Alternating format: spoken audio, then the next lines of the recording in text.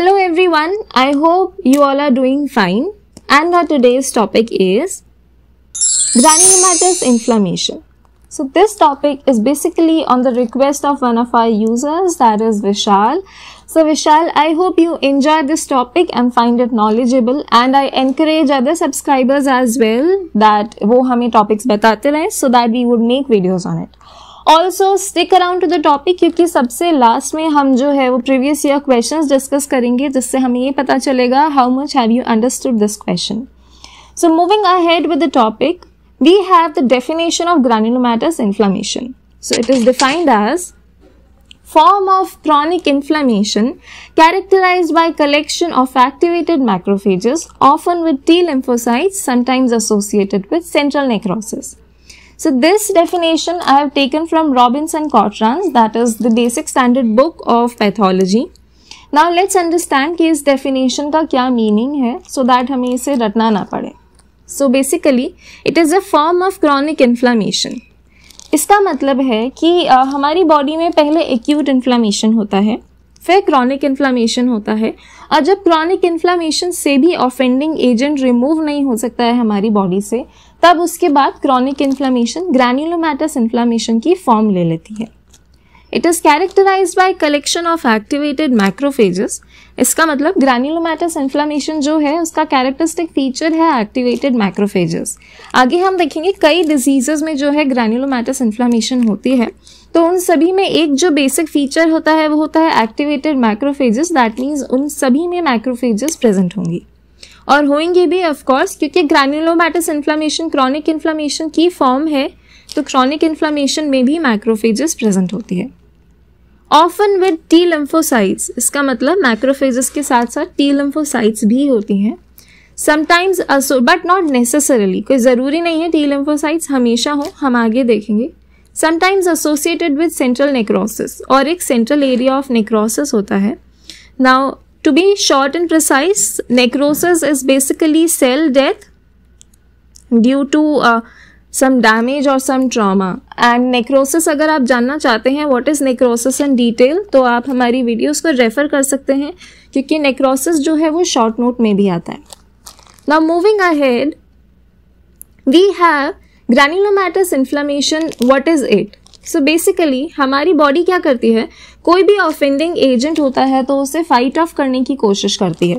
But जब कोई भी ऑफेंडिंग एजेंट क्रॉनिक इन्फ्लामेशन से भी फाइट ऑफ नहीं हो पाता है, तो उस केस में हमारी जो बॉडी है वो ग्रैन्युलोमैटस इन्फ्लामेशन की फॉर्म ले लेती है.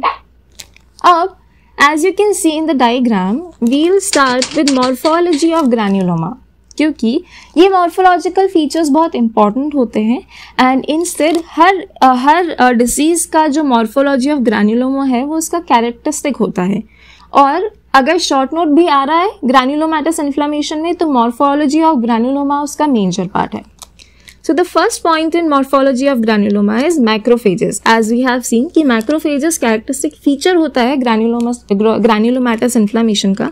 तो हम देखते हैं मैक्रोफेजेस कैसे हैं. यहाँ पे मैक्रोफेजेस बेसिकली फेगोसिटिक सेल होते हैं. इनका फंक्शन फेगोसाइटोसिस होता है. इसका मतलब ये जहाँ भी प्रेजेंट होते हैं ये फॉरेन बॉडी को इंजेस्ट करते हैं और उसको डिस्ट्रॉय करने का काम करते हैं. फेगोसाइटोसिस का मतलब होता है किसी भी फॉरेन या अनवांटेड सब्सटेंस को इंजेस्ट कर लेना और उसको डिस्ट्रॉय कर देना, क्योंकि इन मैक्रोफेजेस में लाइसोजाइम होता है या फिर कुछ ऐसे एंजाइम्स होते हैं जो कि फॉरेन बॉडीज को डिस्ट्रॉय कर देते हैं. When they go in the tissue, they get their particular name. इसका मतलब जिस भी टिश्यू में वो जाते हैं वो अपना पर्टिकुलर नेम ले लेते हैं. फॉर एग्जाम्पल देखते हैं कफर सेल इन लिवर. लिवर में जो मैक्रोफेजेस प्रेजेंट होते हैं उनको कफर सेल बोलते हैं.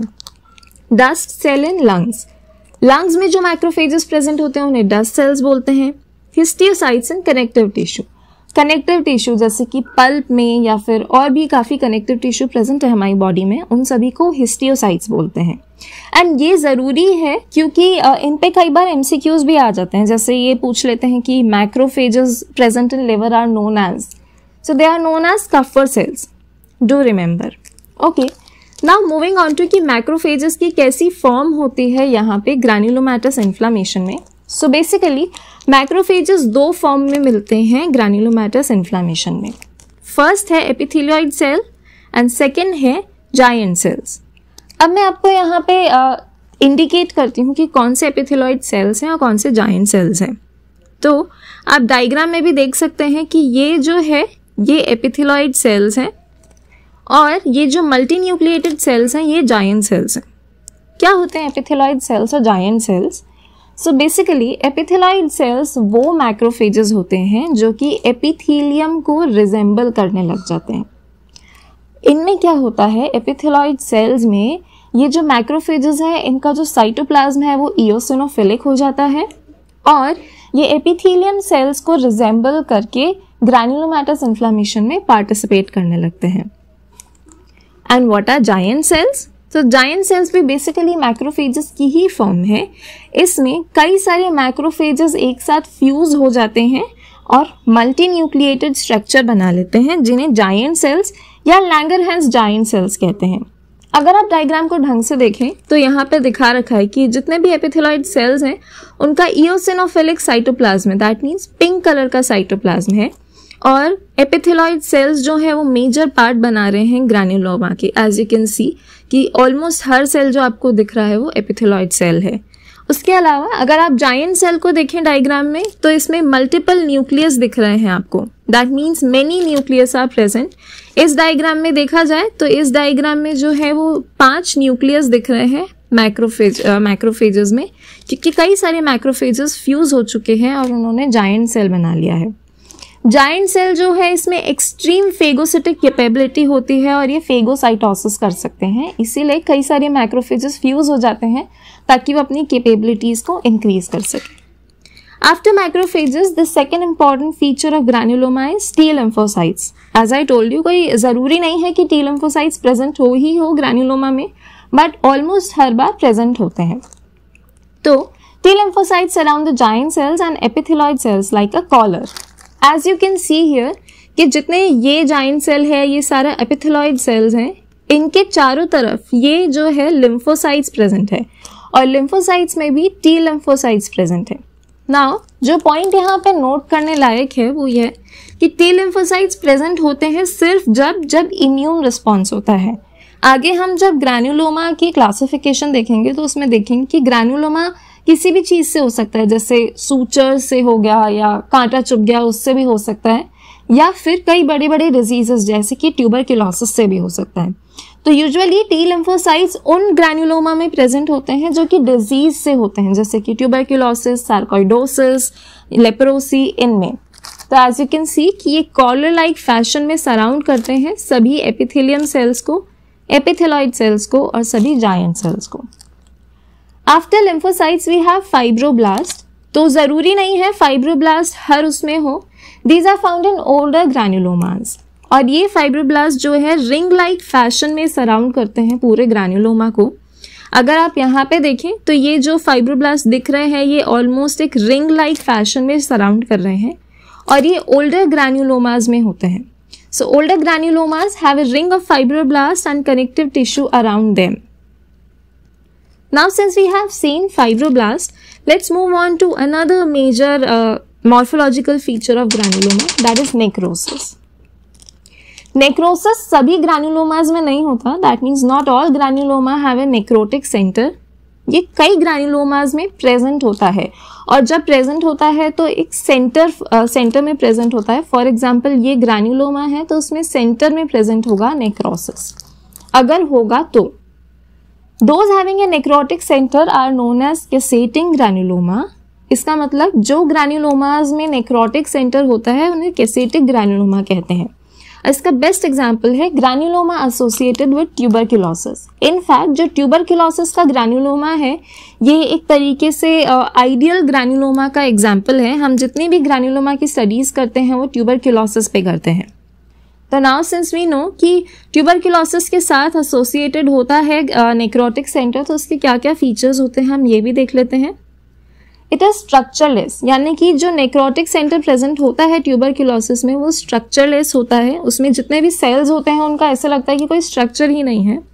एमॉर्फस, दैट मीन्स एक ऑलमोस्ट एक अमॉर्फस फॉर्म में होते हैं, एज इफ कई सारे सेल्स एक साथ चिपके हुए हैं।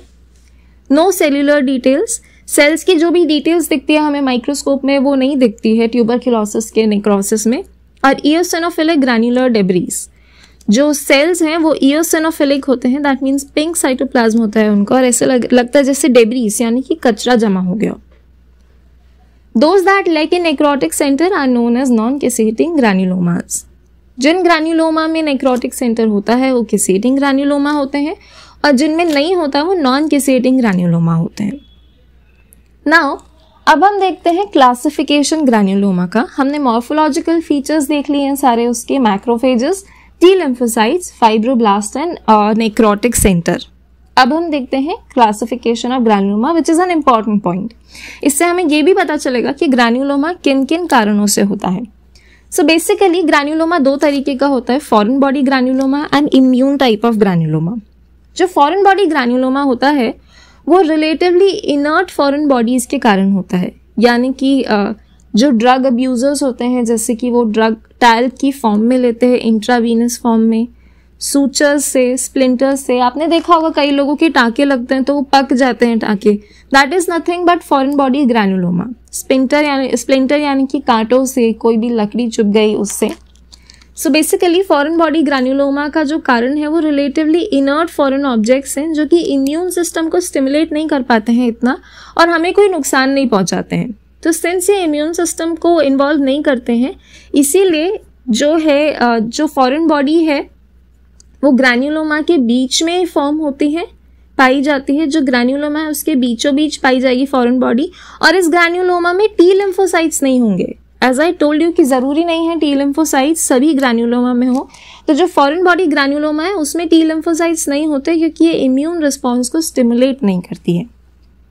इसके अलावा ये नॉन कैसेटिंग टाइप होता है, दैट मीन्स इसमें जो नेक्रोटिक सेंटर है वो एब्सेंट होता है, राइट। सो इसमें दो चीजें नहीं है, टी लिम्फोसाइट्स नहीं है क्योंकि ये इम्यून सिस्टम को स्टिमुलेट नहीं करती है, और दूसरा नेक्रोटिक सेंटर नहीं है, दैट मीन्स इसमें मैक्रोफेजेस होंगे एपिथेलॉइड और जाइंट सेल्स की फॉर्म में, और इसमें फाइब्रोब्लास्ट की रिंग होगी।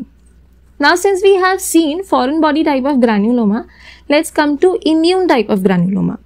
ये जो इम्यून टाइप ऑफ ग्रैन्युलोमा है इसका कॉजेटिव एजेंट होता है पर्सिस्टेंट माइक्रोब्स या फिर कुछ सेल्फ एंटीजन जो कि आसानी से हमारी बॉडी इरेडिकेट नहीं कर पा रही है। जैसे ट्यूबरक्लोसिस है इसका एग्जांपल। जो ट्यूबरक्लोसिस के बैक्टीरिया हैं वो इजीली हमारी बॉडी से एलिमिनेट नहीं हो पाते। इनफैक्ट यू ऑल नो कि ट्यूबरक्लोसिस एक बहुत ही पर्सिस्टेंट डिजीज है, सालों साल चलता है। तो उस केस में हमारे लंग्स में ग्रैन्युलोमा हो जाता है। सो बेसिकली इस इम्यून टाइप ऑफ ग्रैन्युलोमा का कॉज है पर्सिस्टेंट माइक्रोब्स या फिर कुछ सेल्फ एंटीजन जो कि हमारी बॉडी इरेडिकेट नहीं कर पाती है। एंड सिंस ये माइक्रोब्स और एंटीजन के कारण हो रहा है तो एंटीबॉडी फॉर्मेशन तो होगा, that means immune response present होगा, और इम्यून रिस्पॉन्स प्रेजेंट है तो टी लिम्फोसाइट्स भी प्रेजेंट होंगे इस ग्रैन्युलोमा में।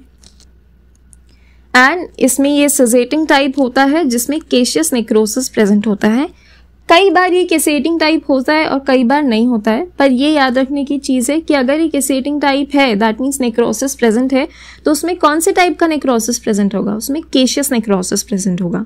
अगर आपको जानना है what are the various types of necrosis and what is caseous necrosis, तो do refer to the video of necrosis in our channel and उसका लिंक भी डिस्क्रिप्शन बॉक्स में गिवन है। Now since we have seen कि क्या types होते हैं granuloma के, let's move on and see कि कई जो वेरियस डिजीजेज हैं उसमें कौन कौन से ग्रैन्युलोमा प्रेजेंट होते हैं। क्योंकि मैंने स्टार्टिंग में ही बताया था कि हर डिजीज का जो है एक पर्टिकुलर कैरेक्टरिस्टिक ग्रैन्युलोमा होता है। तो let's look at the table. जो प्रोटोटाइप होता है ग्रैन्युलोमा का वो ट्यूबरक्लोसिस का होता है। तो अगर आप कोई और डिजीज याद नहीं रखें तो एटलीस्ट ट्यूबरक्लोसिस का ग्रैन्युलोमा तो याद रखें ही रखें, it is very important. Tuberculosis का जो कॉजेटिव एजेंट है वो होता है माइकोबैक्टीरियम ट्यूबरक्युलाई, जो कि एक बैक्टीरिया है। अगर इस बैक्टीरिया की डिटेल या फिर ट्यूबरक्लोसिस की डिटेल्स देखनी है तो do refer to the videos of tuberculosis which are given on our channel, जिसका लिंक भी डिस्क्रिप्शन बॉक्स में होगा। ऑल्सो ट्रीटमेंट ऑफ ट्यूबरक्लोसिस जो कि फार्मेकोलॉजी एंड मेडिसिन का टॉपिक है, उस पर भी वीडियोज प्रेजेंट है, उसका भी लिंक हम डिस्क्रिप्शन बॉक्स में डाल देंगे, तो डू रेफर टू देम। इसका जो ग्रैन्युलोमा होता है वो कैसेटिंग टाइप होता है एंड इस नेक्रोसिस की डिटेल्स हम दे चुके हैं ऑलरेडी कि ये एमॉर्फस टाइप होता है, स्ट्रक्चरलेस होता है, इसमें केशियस नेक्रोसिस प्रेजेंट होता है। ट्यूबरक्यूलोसिस पे सबसे ज़्यादा क्वेश्चंस आते हैं इसके ग्रान्युलोमा पे, एमसीक्यू टाइप के। फिर है नेक्स्ट लेप्रोसी, जो कि माइकोबैक्टीरियम लेप्रे से होता है, और इसका जो ग्रान्युलोमा है इसमें मैक्रोफेजेस जो होते हैं उनमें एसिड फास्ट बैक्टीरिया प्रेजेंट होता है। फिर है सिफिलिस। सिफिलिस जो है ट्रेपोनेमा पैलिडम से होता है, और एक ये एसटीडी है, सेक्सुअली ट्रांसमिटेड डिसीज है, और इसके जो ग्रान्युलोमा होते हैं उन्हें गम्मा, GUMMA गम्मा कहते हैं, और इस पे भी हमने डिटेल वीडियो बनाई है, so do refer to that. फिर है कैट स्क्रैच डिजीज, ये ग्राम नेगेटिव बैक्टीरिया से होता है, और इसका जो ग्रान्युलोमा है वो राउंड या स्टेलेट यानी स्टार शेप्ड का होता है। फिर है सार्कोइडोसिस। सार्कोइडोसिस किस कारण से होता है ये तो अभी भी नहीं पता, इसकी ईटियोलॉजी अननोन है, पर इसमें नॉन कैसेटिंग टाइप ऑफ ग्रान्युलोमा होता है। फिर है क्रॉन्स डिजीज। क्रॉन्स डिजीज जो है बेसिकली इंटेस्टाइन में जो बैक्टीरिया रहते हैं जैसे कि ई कोलाई वगैरह, उनके अगेंस्ट रिएक्शन से होता है, और इसमें भी जो ग्रान्युलोमा है वो नॉन कैसेटिंग टाइप का है। So as you can see here कि एक तो foreign body granuloma non caseating type का होता है, और इम्यून ग्रान्युलोमा में सार्कोइडोसिस, क्रॉन्स डिजीज, ये भी जो है नॉन कैसेटिंग टाइप होंगे, यानी कि इनमें नेक्रोसिस नहीं प्रेजेंट होगा। So do refer to this table, it's very important for solving MCQs. Now since we have seen all the features about granuloma, it's time to revise what are the previous year questions in MDS examination. So let's look at previous year questions. Our first question is, granuloma is characterized by all except. Options are, option first, specific type of chronic inflammation. Option 2, accumulation of modified macrophages. Option 3, initiated by a number of infectious and non-infectious agent. Option 4, a reaction of acute inflammation. So let's look at the options. Granuloma के characteristic feature पूछे हैं, तो first a specific type of chronic inflammation. Yes, it is right. Chronic inflammation proceed करता है granulomatous inflammation में.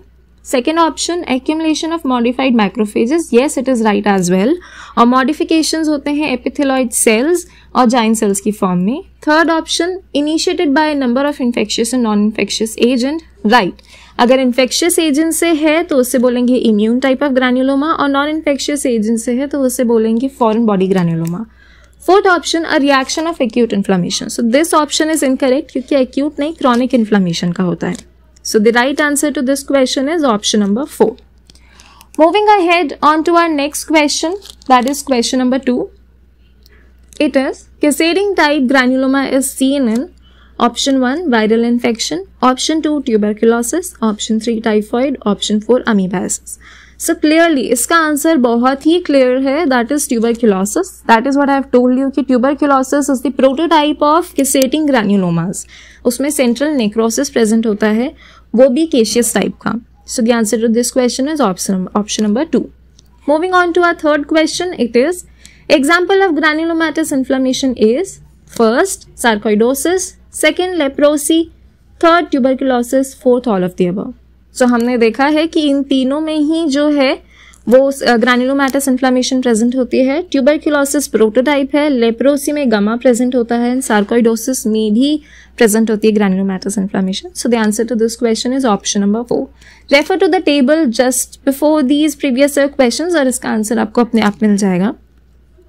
Question number 4 is, tissue macrophages are called first Kupffer cells in liver, second microglial cells in nervous system, third histiocytes in connective tissue, and fourth all of the above. तो ये जब मैं उस समय ये बता भी रही थी टिश्यू मैक्रोफेजेस के नाम, तब भी मैंने बोला था कि ये आते हैं क्वेश्चंस. सो यस, लिवर में जो मैक्रोफेजेस होती हैं उन्हें कफर सेल्स कहते हैं, नर्वस सिस्टम में जो मैक्रोफेजेस कहते हैं उन्हें लिवर माइक्रोग्लियल सेल्स कहते हैं, कनेक्टिव टिश्यू के मैक्रोफेजेस को हिस्टियोसाइट्स कहते हैं.